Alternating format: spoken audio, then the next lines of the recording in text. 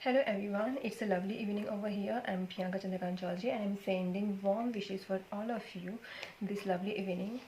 So today's topic is Pali language and what inspired me to learn Pali language. First thing, it's purely intrinsic inspiration, and later on I went for official training because my father's friend suggested me to go for official training in Pali language and I don't do anything just because I want to learn something. I was like, why I should travel there and why I should spend time and a little bit of money to learn the language when I can learn it on my own here at home. So my father's friend told me and he tried to persuade me. See, if you go for official training, there is an outline and you go in a systemic scientific way and you will learn more and you will get more information from so many people, from so many teachers over there, and you will also get money if you decide to go for further study, and if you do PhD, you are paid for the research activity. And also with your main career, if you want, you can go and give some lectures to the people and share your Vipassana experiences, because I do Vipassana. So, and I'm old student, like literally I have done long courses also of Vipassana, and I have understood it. Means I have certain experiences in the Vipassana. I can share my experiences rather than just, I have seen the monks. I don't blame them. I have seen the monks, Sri Lankan monks, they don't do Vipassana. They only do chanting, and they teach what Buddha has already taught, and it's already in the books, and they teach that thing rather than practicing meditation, and rather than telling their own experiences, they tell Buddha's experiences. So I want to do Vipassana, and I'm not here to be a prophet as such. I'm here to share my experiences, and I know that I have certain imperfections as a human being, and everyone do have, but at least I'm not a criminal, and I can share my experiences, and these things can inspire people to learn Pali language, to do Vipassana, and it's a beautiful thing, and it's a noble thing, and we are on the path. Like, you don't become doctor overnight, right? And we don't become enlightened overnight. It's a process. We make mistakes, we make learning mistakes, we make behavioral mistakes. At least you don't cause permanent damage to anyone's life, career and finances. That you should be aware of, and that too primarily. Secondarily, if someone attacks us, we have to take protective action sometimes, and in that process, if someone is troubling us unnecessarily out of jealousy, we have to take certain actions, and in that process that person might get damaged, and that's not my mistake as such. So I'm telling, whatever you do and that is noble and that is going to elevate someone's financial status, skill level, knowledge, it's going to benefit that person emotionally, mentally, physically, spiritually, in education, financially. If you share your experiences and it inspires other person to do the same, benefiting him or her in every way, or in some ways, in a noble way, it's good, and that's why I'm here to share my experiences. So I decided to learn Pali language, and it's totally out of intrinsic inspiration. And mainly, actually, what happened, I had certain paranormal experiences and very scary dreams, and those dreams were becoming real. And I didn't know. I went to Balaji temple, I went to Hindu temples, I decided to go to Muslim dargah also. I was doing everything except Buddhist chanting. And then later on I realized that the Balaji temple is nothing but Buddhist, means stolen Buddhist form only, perverted form of Buddha. Even the Balaji there, the Balaji statue at what is that? Andhra Pradesh, Tirupati.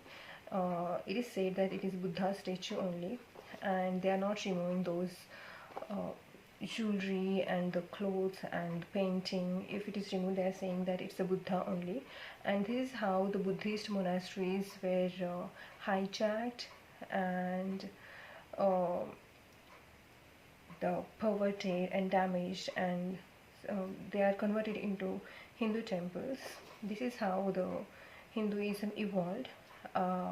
stealing things from Buddhism, adding certain additional things to manipulate people, to suppress, divide society into 4 classes, and to suppress women's growth. So, and people don't like when we tell the truth. People should not attach their sentiments to certain religion. People should always be aware of the truth and should be ready. They should be ready to accept the truth, and I'm telling the truth. For example, there are archaeological proofs. Like there is no archaeological. There are so many archaeological proofs of Buddhism, but there is no archaeological proof of Vedic period. But Hinduism, before the Buddhism, they are like after. There are some chapters in high school, in school days, that these things happen.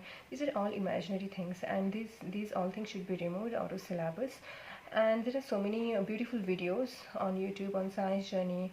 You read Rajendra Prasad books, the books by Rajendra Prasad, and Vedic Yug Ka Ghalmel. These books, if you read, you will come to know that there was no Vedic period, and this era was deliberately put over there to establish Hinduism before Buddhism, so that they can see that Buddhism is, evolved after them and they are superior.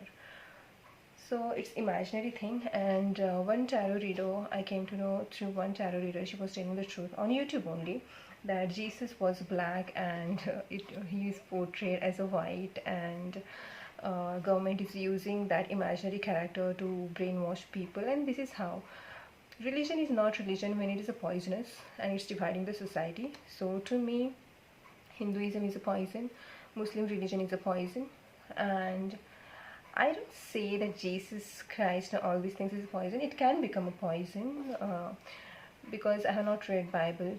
But if you see why Hinduism is a poison, it's not a religion. To me, it's not a religion. Hinduism is poison. Why? Because there are so many imaginary things, and when you believe in certain imaginary things, your IQ falls down.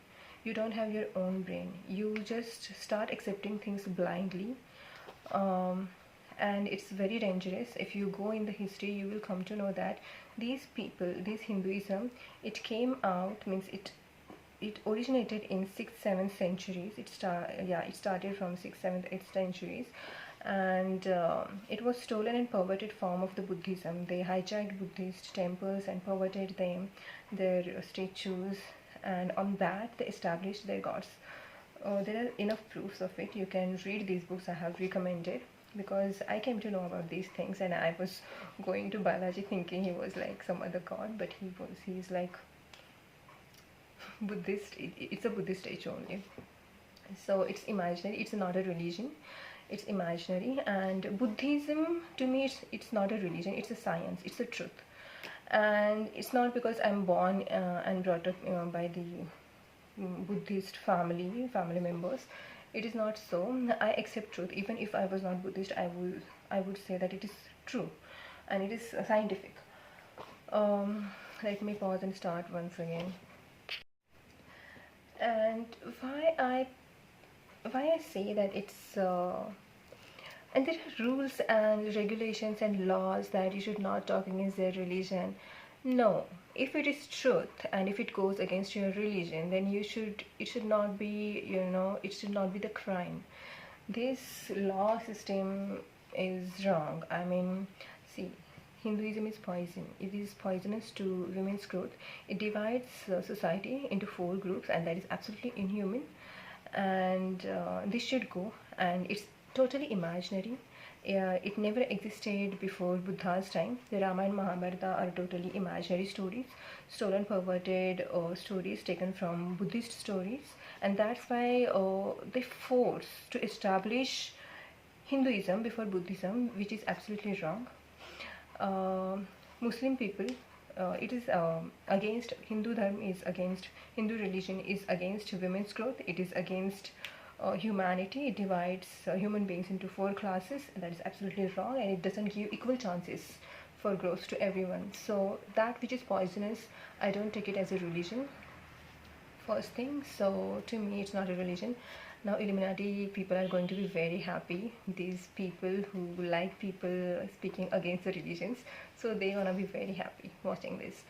Then Muslim people, they suppress women, they hide women's beauty in burqa, just because one man, Muhammad, Muhammad, who was who is considered to be the I don't know, he established that religion, yeah, and he put those women in burqa. He had so many wives, 9 to 11 wives. I saw one video on Science Journey, and I really liked that video because he was old and he couldn't have, he couldn't satisfy his wives, young wives, so he decided to cover them in burqa. And he imagined this character Allah, and in his name he decided to suppress women's growth because he was old and he couldn't satisfy his women. And this book was written by someone. You see the Science Journey, I'll share that link. That video is really good. After writing that book, that author was tried to be killed by Muslim community,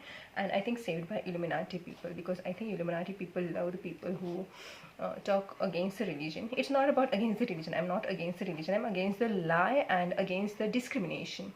I'm not against my maid is also Muslim, but she is very good, and anyway she doesn't believe in all this nonsense like burqa and all these things, but yeah, she follows. And it's not just because I'm against certain nonsense things in certain religion doesn't mean that I behave in a weird way, in a sarcastic way to the people belonging to that religion. No, I'm against the people and the mindset that discriminates using under the name of the religion. They discriminate people, like they literally suppress women and cover their bodies. Now it's changing, but it's absolutely nonsense, and I'm very happy that I don't belong to that community. Like literally there are certain people who don't believe these things, belonging to their community also, but I'm happy that I'm born and brought up in Buddhist family. And see, I'm wearing sleeveless and even bikini, posting my pictures in the bikini and all, even in India. And this is a good thing in the sense it means the woman is safe and free to show her body. And like it's not always to seduce people. Like I don't need to seduce any people. I had enough boys around me even with the full clothes, but it's like it's the kind of fashion, and you have certain good face, you show it, right? You have a beautiful body, you show it. When I have wrinkles, I won't show it. So it's a human nature, and I just be natural.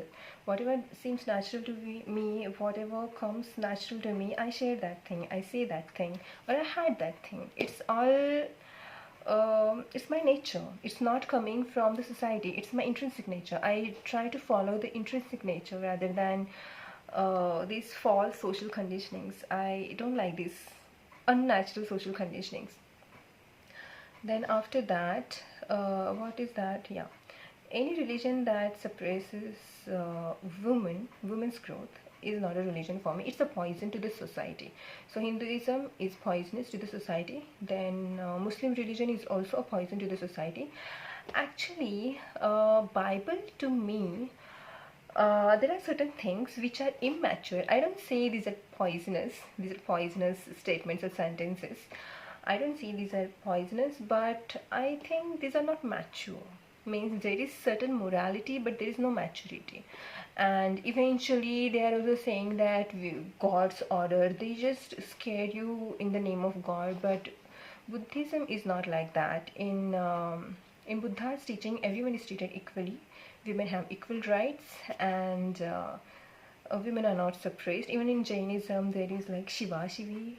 Yeah, during menstruation they are kept separately, and they like, I don't like such kind of things. In Buddhism it is not so. In Buddhism you can work, even you are menstruating you can work, and there are no such things that there is no discrimination because you're menstruating as such, and there is no need to discriminate. Yes, some people have tummy ache, body ache, they can't rest, but you should not discriminate, and you should not completely isolate that person just because she is menstruating. So there are certain things, and that's why I love Buddhism the most, like literally the most, because there is equality, equity, compassion, and there is non-violence. Yeah, and it's a truth, an actual practical technique, vipassana, morality, equity, equality, compassion, practical technique that actually works, that actually helps us to understand the mind-matter interaction, helps us to establish the awareness and the concentration, pure concentration, help us to be equanimous towards the body sensations, and through that equanimity we develop the wisdom and we have the good decision ability. Yeah, so this is a very nice technique, and it doesn't become overnight. Like, you don't expect anyone that just because 10-day course is over, then you are not going to be angry, you are not going to cry, you are not going to be, you are not going to commit any mistake. No, you don't become doctor overnight. It takes a long time, and it's about, they say it takes lives, many lives. Whether you believe in reincarnation or not, it doesn't matter. Certain things are there, and it's just because it is not your experience doesn't mean that it is not there. There are certain microorganisms which cause human diseases. You cannot see with human eyes, right? But they are there, they're causing diseases. In the same way, I think there are certain energies which can possess your bodies, which can manipulate your body to a certain extent. Like, organisms, they don't affect us completely, right?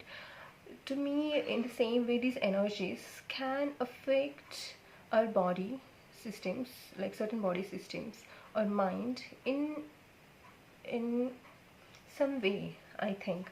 And I had paranormal experiences, and to when I started playing these Buddhist chanting, YouTube recommended me Atanatya Sutta chanting. With that chanting, all of a sudden those voices and the happenings related to those voices in my life stopped. Those voices means I used to hear them during my sleep, just about the transitional phase between the sleep and full consciousness, like when I'm totally awake and when I'm going to fall asleep. That junction I hear voices or get certain solutions. So those voices were irritating me when I was falling asleep, not like when I was awake. And I know that these are not, these cannot be heard by anyone else, but I knew that these are my head voices, as if someone was strumming my nerves, brain nerves, stimulating my brain nerves, and directly, like those nerves which can interpret the sound and which can interpret its direction, which can interpret its meaning. Those nerves were strummed, and I was very scared, like, and there were certain paranormal happenings. So with YouTube recommended me Atanatya Sutta, so I just it was like an experiment, positive experiment. So I played these suttas and chanting, especially Atanatya Sutta, and these dreams and these paranormal events, their frequency was like significantly got reduced, and I was very happy. And that's why I decided to chant Atanatya Sutta myself rather than just listening. I decided to by heart it, and not just by heart it like a parrot. Like, I don't like to by heart things. Like, I don't like to parrot things. I want to know, understand things. I want to experience the things. So I decided to get Pali grammar book from Vipassana Center. I went there for meditation, and after that I got the Atanatya Sutta in English translation, and then Pali grammar book, because I decided to learn Pali, and because it was helping me to reduce the frequency of those negative paranormal experiences. And that's why I decided to learn Pali language. Also, it's considered to be Buddha's original language. And why so? In Piprava, there was during Piprava excavation, you will see that cascade. On that, whatever is written is the Brahmi script. Brahmi script is actually, it's not a Brahmi script, it's a Dhamma script mentioned by Asoka himself. So that script is seen on that cascade, and the language is similar to Pali. It doesn't matter whether the language name was Pali or Magdi, it doesn't matter, but the language, the phonetics are same, the script is same. So in Lily De Silva book, she is saying that Pali seems to have no script. But if you go to Piprava excavation, where Buddha's relics were found in a cascade, on that it's a Dhamma script. So Pali had a script. So Pali script was the Ma script. I'll share those pictures later on at the end of this video.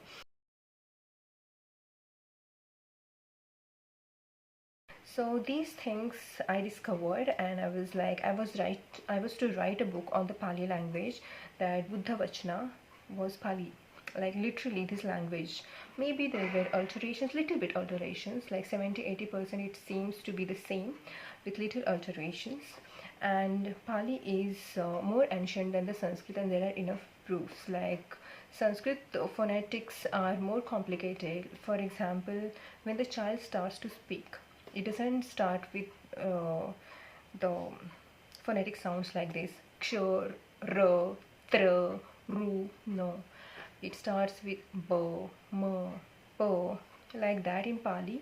Simple phonetic sounds are there, and they were like, I think these were Buddhist monks who developed Sanskrit. They refined the Pali phonetics and the grammar, and they developed this Sanskrit language, and then the credit was stolen by this Brahmin. They added certain things to it and totally took the credit, and not just took the credit but tried to establish Sanskrit before Pali.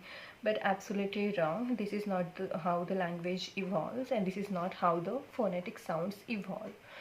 So Sanskrit is not more ancient than Pali. Pali existed far before the Sanskrit, and even Harappa, like Indo Valley civilization, is Buddhist civilization. There are enough proofs of it. You can read the books of Rajendra Prasad Singh, and these are really good books, and I really like them.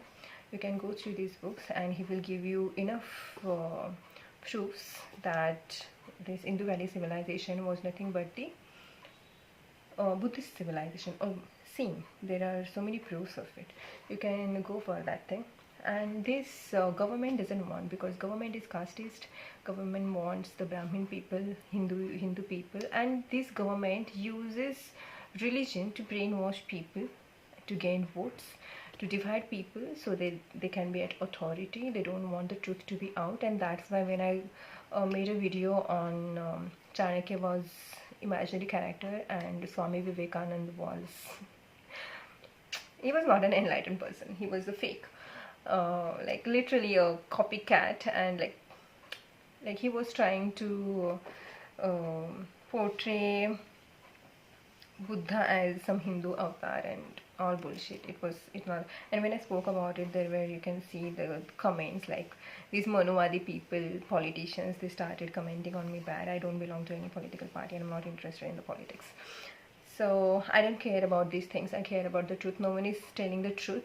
All the YouTubers, these are paid, and they're following the agenda. They want this narrative. There is one Jesus Christ. There is a holy character, and then there is a Satan character, and they have the agenda. There is a common person over there controlling both the parties, and they're using the imaginary Jesus character, and everyone knows that thing. Almost everyone knows that thing, that how they use the religion. So there should be laws, and there should be laws supporting the truth, not religion, because truth and science should be supported, not the religion. And Buddha never spoke against the truth and against the science, and that's why Buddhist religion is science and truth to me. And that's why I'm very much interested in making people know about Buddhism, Buddha's teaching, not ism as such, Buddha's teaching, because it's the truth and it's the science. So why not to spread truth and the science, and why to just be spread poisonous? There is no people say all religions are equal and you should respect other religions. Why I should respect other religions when there is no equality? When the women, being a woman, women are condemned in Hinduism. There was a sati custom, like they used to burn girls, even little girls, there when their old husband died. They used to set fire to their bodies, like along with the body of their dead body of their husbands. So that was the sati custom, and it was the one Britisher who I think is William, yeah, his name was William. I'll have to check.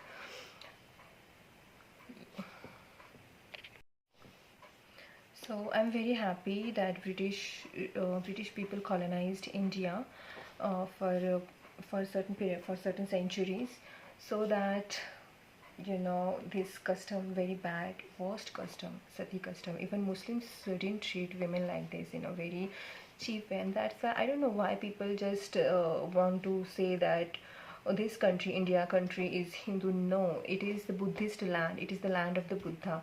If you excavate, or if you just open up this earth's crust, and if you see down, it's all Buddha over here. It's the land of the Buddha. Just don't lie to the people. Don't lie that it's a Hindu, India is Hinduist country, Hindu country. No, it is not. It was the land of the Buddha. Right now there are many people who believe in imaginary characters, imaginary gods, which are perverted, manipulated, and imaginary gods, and the stories stolen from Buddhism, and even their statues hijacked, perverted, temples hijacked, perverted, manipulated, broken. So I just hate, so if you say that respect that religion which used to burn women, why should I respect? It's a poison. It's a poison to the society. It's a poison to the equality and compassion. So to me, it's not a religion, it's a poison. And then Muslim, being a woman, if someone is telling women to cover their body because some pervert is having sexual desires in him, why women should, because someone is angry, me wearing a beautiful long dress, I shouldn't wear beautiful dress. This is nonsense. Like, that person should control that person's jealousy. In the same way, you should control your own sexual desire. Whether that girl wants to seduce you or not, it doesn't matter. You should have control. You don't have any authority over anyone else's body. You have to control over. You have to have control over your own mind and feelings. That is very, very important. Nobody's clothes are there to seduce you, and even if someone is someone is trying to seduce you, it is your wish and that person's consent. So until and unless that person tells you verbally that come and have sex with me, or yes, I'm seducing you, you can't say that that person is trying to seduce you, and you don't have any right. Even if that person is trying to seduce you, don't have any right over her body and over her choice of clothes. It's very, very important. So I don't like Muslim religion and its teaching, and also it tells to kill Jews. Jews it tells to kill, and also it suppresses the growth of women. So I don't respect this religion.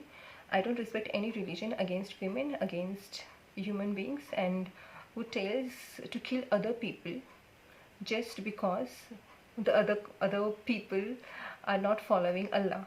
So this is nonsense. This is absolutely nonsense and insane. I don't understand people's mentality to follow certain religions.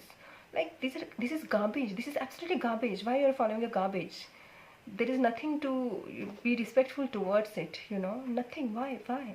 It's all imaginary, and it's all out of one's own imagination. One man imagines certain things and is forcing on you, and you people are following. This is nonsense. I don't understand this. Now Jesus, like, this human origination, God's order, like whether you should masturbate, whether you should pee, what you should eat, you gonna see the scriptures. You don't have your own brain. Like, one YouTube recommended me a video that masturbation is a sin. Now you're gonna see the scriptures, and then you're gonna decide whether to masturbate or not. And you're gonna see the scriptures, and then you decide whether to abort a child or not. You don't have your career, education, you don't have finances, just because you didn't have a control for a few moments. And as a human being, every human being is not, very saintly. I'm virgin, but there are certain people or certain girls who cannot control their sexual desires, who go and sleep, and then they realize that they got pregnant, and their degree is pending. They don't have finances, even though even the boy cheats them who slept with her, and then you don't want child, and you have every right to abort it. It's your body. Who the hell is the government to tell you not to abort? Who the hell are these scriptures telling you not to abort? It's your body. It's your responsibility. You have to suffer. you have to suffer, and you didn't, you didn't have brain that time. You were not aware when you were having sex and you got pregnant. So unplanned pregnancy, it's her body, let her decide. You are no one, government is no one to decide about one's marriage, about one's child, whether they should abort or not, and whether someone should get a divorce or not. It's none of government or legal business. This should be cut, these things should be cut. Certain criminal things, if they are there, like some certain murder or certain stolen things, certain things which are criminal, I can understand the legal interference, government interference. But in certain personal matter, these people are not living together for like 1 year, 2 years, 3 years, 10 years, and you're forcing them, you're not giving them divorce. This is nonsense, this is insane, this is absolutely insane. And the girl the girl is asking money from a husband who is not living with him. Like, this is insane. And she has degree and she has all, functioning body. And why you want money from your husband with whom you're not living? Why? These are the rules and laws that we should follow. Like, being a woman, you should have sense. You earn, you have a degree, just earn. Why you're irritating some other man?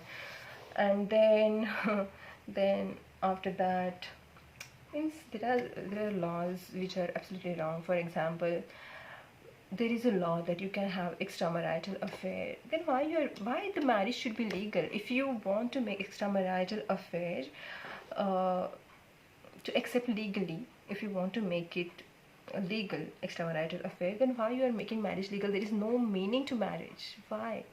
Just because the other person who is having affair with the husband is not getting the property or not getting any money from him, and she's going to get money because marriage is legal and extramarital affair is not legal. And for that property matter, for the money matter, you want to make marriage legal and not for the, means, I'm telling, if I get married, I'm not going to involve government and any law system between me and my husband.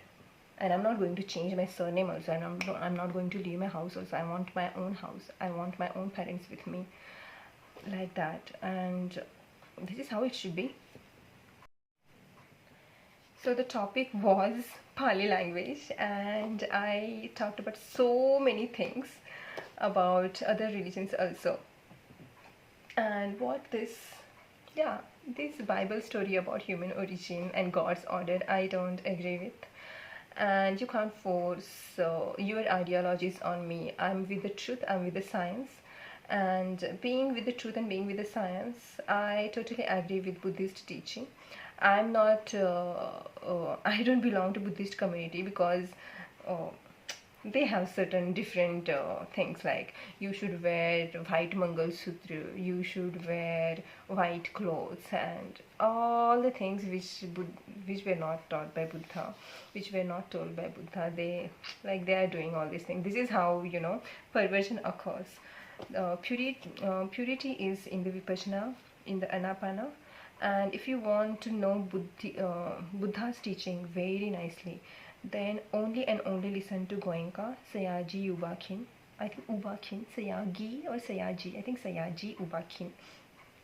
These people, that lineage of teachers, they will give you the pure technique, and because it works. And I don't say things. Means I have experienced Satipatthana Sutta. It's right. I have experienced these 5 khandas, mental aggregates. I have experienced that thing. So I know these suttas are true and they work, whether told by Buddha or not. And there are enough proofs that they were told by Buddha. Also, you will get the subjective experience of it. So if you want to know about the true teaching of Buddha, you go for Goenka. And there is this law about you should respect other people's religion. This is absolutely wrong. You should respect the truth and science, because these religions are not religions. These are against women's growth, and these divide the society. These they take away your freedom. So these laws are immature, and you should only have the laws which support truth and science. And Buddha's teaching supports truth and science. There is no discrimination based on gender, and there is no casteism over there. And Goenka, there's some diplomacy over there. You will see certain hypocrisy over there, but it is just to spread his teaching, because he came from some other country. And if you just keep if you keep on saying truth like me blatantly, people get hurt and people just hate you and even try to kill you like they did.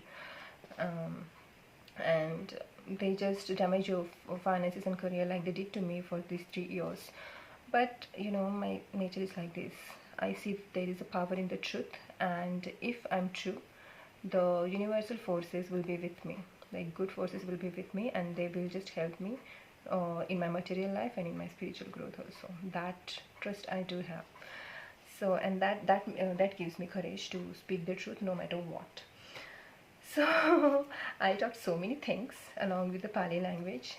So this cult that is working against me, my growth, my finances, my career growth, my learning new hobbies, and even Pali language, they don't want me to speak the truth. They don't want me to earn money. They don't want me to learn, gain fame more than their candidates. It's a secret cult that has been working against me.